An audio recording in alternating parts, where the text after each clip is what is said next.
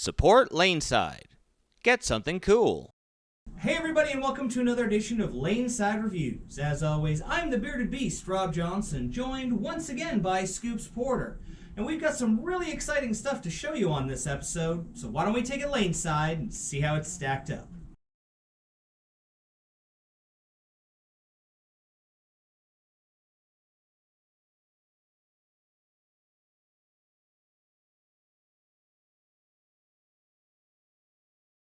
All right, guys, here is Wayne Porter, our speed dominant player. He's bowling on your typical house shot. Maybe we should have put down Ooh. more oil than a typical house shot. I think we need a sports shot or, something like 45 feet. Maybe, what was that dragon? Oh, like the 48, 50, 55 feet. Yeah, Just because yeah. 60 feet oil. That's Yeah. good. Because this ball hooks. It would still hook on 60 feet. I think that 2 feet in front of the headpin, it would still move the 6 boards or whatever you needed to move, man. Yeah. So with this ball, Wow. their intent on this ball was to increase the intermediate differential and lower the total differential to create more dramatic motion off the spot while staying continuous. In other words, they made it the core motion stronger, reduced the flare size of the core a little bit, pushed the core down lane so that when it makes its move, it has all of its energy at the motion point. Not this hurt. But I tell you, it does it. It does it, yeah, 100%. So the layout we put on this, I went with our flippy layout, and then I drilled the thumb an additional 1 inch deeper, as Mo suggests. Yeah. And I think you can get something ridiculous like an 0.50 intermediate differential out of this. Wow. All I know is, wow. Like, I know he's not swinging the ball lots, people. But that's a lot of motion for him. The whole thing, too, is this ball is so strong with the amount of oil in the front. You can see it starting to pick up so fast. Like, Yeah. it starts getting the roll right away, and it's a strong ball. Like, Very. For a speed dominant player, now this is the TP1, the textured pearl that we saw in the conspiracy theory. As we've said, normally, not right out of the box would we put a speed dominant player with a pearl ball. Yeah. But this isn't a regular pearl. The texture pearl makes it hook. So much. So strong cover. They basically decided that they were going to make the strongest core they could possibly make to this point. To this point, yeah. And then we're going to put the strongest pearl cover stock we've ever made out of box. And we're going to put it together and see what people think. Yep. Now, when I did the layout video, my one concern that I had was by increasing the intermediate differential so much, I was afraid I was going to lose the continuation, and it was going to stand up and kind of roll forward. Nope. Nope. Nope. Nope. Nope. We haven't got to you yet, but I'll tell you, nope. Because I definitely didn't. No. So I think Wow. the best way to describe this is the way that they built the core. When you drill into it, the mass that you're taking out of the ball actually mimics a weight hole. So even though you can't have weight holes, you can still create radical. the same motion. Radical. Yeah. You just got to break USBC's minds.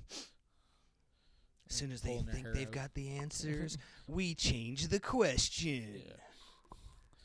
Yeah. Mo comes out with motion holes. USBC, you can't do that. Well, make a rule. Made a rule. Okay, we'll just make a core that does the same thing. Yeah, pretty much. So, Yeah, this is insane. Now, one of the things I'm looking at this, you can see on the core in the bottom right-hand corner there, where that white piece is. That is the mass bias. In kind of looking at it and thinking about it, where I drilled, you go back and watch the video, we put the mass bias in the thumb. So we've taken all that material out. If you think about a motion hole, you're basically trying to create two voids around a central mass to create it, to get it to spin up more. and that's what you did. So when I drilled in, that's basically what I did. Yeah.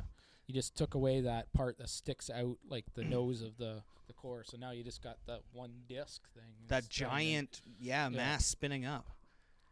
And, yeah. You can just watch just how far I can get this out and have it just comeback. I mean, that was light, like but that's what hit, the dynamic core is for. And I always say, and I taught a young kid this many, many moons ago, if you can carry a light strike, that means when you hit solid, you're still going to get a strike. Yep. And then you can tweak your shot. So you should never ring those 10 pins, you know. But well, yeah, you play what you see, you know. Yeah. If you're carrying light, then stay light, because then if you miss it, just like you said. Yeah. Now look, you moved that one in. Yeah. Still carried. Yeah. And that's what this ball is designed to do. With it pushing all of that energy to the break point, it's creating a much higher rev rate and much more energy at the pins. Yeah, exactly. And when you increase, I mean, we know increasing energy increases carry. Yeah. Increasing your angle of entry, jeez, increases carry. Yeah. So the results that we're seeing, pun intended, Yeah. are better strikes. Yeah. Just more of them for sure. If you can get the ball to get to the pocket consistently, Yep. you're going to carry. Just like I said, they're always going on about your entry angle and where the ball gets into the pocket and where it exits off the back. And I swear this does the same thing every time. Doesn't matter if you get it in the oil or get it out a little bit. So you've seen me throw a couple of shots already here. My low tilt tends to get balls not to shape as much. Yeah. And, as I'd said earlier, man. Wow. I was worried, really, really worried about pushing that intermediate differential so high that the ball was going to roll out on me. I could not get deep enough. Obviously, I'm bowling on the right lane, so I don't have as much room as I have in the left lane. But I could not get deep enough to get this ball to stop hooking. Yeah. All I did was increase my rotation a little bit, brought my wrist up to get it to corner a little bit as I moved left. And, I mean, look at the carry. Yeah. It says what you guys didn't get to see is we did goof around on the other lane later, and he couldn't stop the ball from hooking over there either. Like, yeah, you know, when you're standing 10 or 15 boards left of last dot and throwing it over 6th arrow and still carrying, it's getter cap. What? Yeah. For you guys who want to hook the ball, now look at this. Look how far out that went and still recovered. Yeah. I'm pretty sure that everybody that's with Brunswick, Radical, all the brands or ever. The brands of Brunswick? Yeah, had one of these in their bag for the World Series. They, you know, I don't know how many bags of balls they could check, but I'm pretty sure one of them was this. I don't think you could afford not to have this ball out there. You know, so when they kind of got a little weird and got a little long or whatever from whatever the problem was or just to start, look how hard it goes to the pins. Sorry, I haven't watched this one. I try not to watch myself. Yeah. I'm just watching where the ball's exiting the pin deck and how hard it's going through the pins. I don't know if they're going to be able to make a solid version of this ball. Go, Mo. You've been challenged. A solid result. A solid result. Then we would have to get the dragon. Just don't mention urethane. No. I don't want to see a urethane one. I would. But no, it's radical. No urethane. It's radical. It won't happen. Actually, what? I may have to order one of these and put a short pin on it. Oh boy. Oh, now I got I got something boy. new to do. That's the result I want. Thanks for watching. Don't forget to like and subscribe and turn on notifications so you never miss a show. So until next time, guys, we'll see you laneside.